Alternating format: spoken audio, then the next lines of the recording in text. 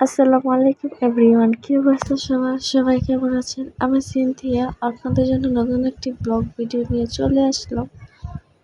দিনটি ছিল শুক্রবার, মানে আজকের এই দিনটি মানে প্রতি শুক্রবারই খুব স্পেশাল হয়। তো এই দিনে সকালটা খুব সুন্দরভাবে শুরু হয়েছিল।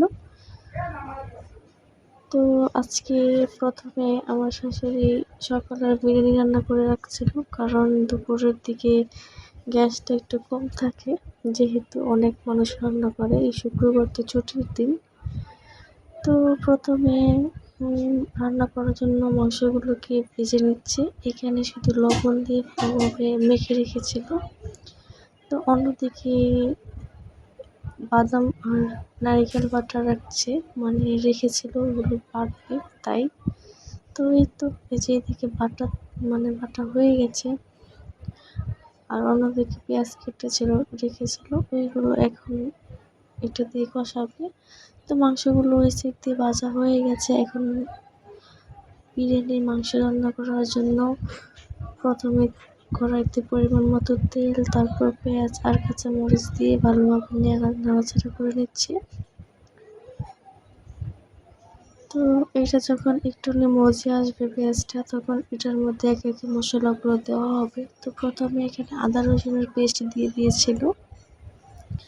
তারপর কিছুক্ষণ কষানোর পর এটার মধ্যে যেই বাদাম বাটা আর নারকেল বাটাটা বেটে রেখেছিল, দুইটা একসাথেই বেটেছিল। এখন ওই দুইটাই একসাথে দিয়ে দিয়েছে। তারপর পানি দিয়ে ভালোভাবে এটাকে কষিয়ে নেবে।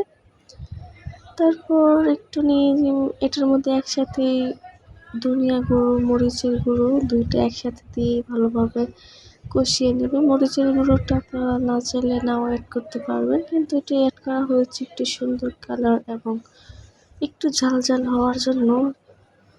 তো এই তো সব কিছু দেওয়া শেষ।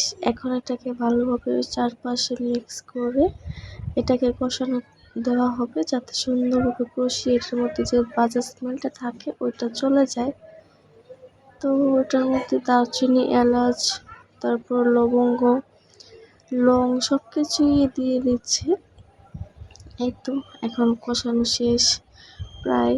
তো মনে হলো যে তেজপাতা দেওয়া হয়নি, তখন আবার কতগুলো তেজপাতা ধুয়ে এটার মধ্যে দিয়ে দিয়েছিল।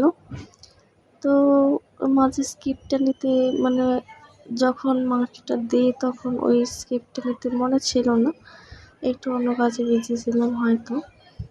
তো মাংস দিয়ে এটাকে ভালোভাবে কষিয়ে নিচ্ছে। যখন এটাকে শুকিয়ে যাবে তখন নামিয়ে নেবে। তারপর চুলার মধ্যে পরিমাণ মতো তেল দিয়ে, পেঁয়াজ দিয়ে, আদা রসুন দিয়ে যেভাবে পোলাও রান্না করা হয় ওইভাবে সেমভাবে পোলাওটা দিয়েছে। পানিও পরিমাণ মতো দিয়েছে ওই অনুযায়ী।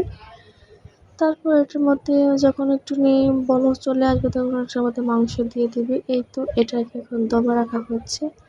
আর অন্যদিকে ডেজার্ট হিসাবে সেমাই রান্না করা হচ্ছে, যেহেতু বিরিয়ানি খাওয়ার পরে একটু সেমাই হলে একটু ভালো হয়, ডেজার্ট আইটেম যেটাকে বলে।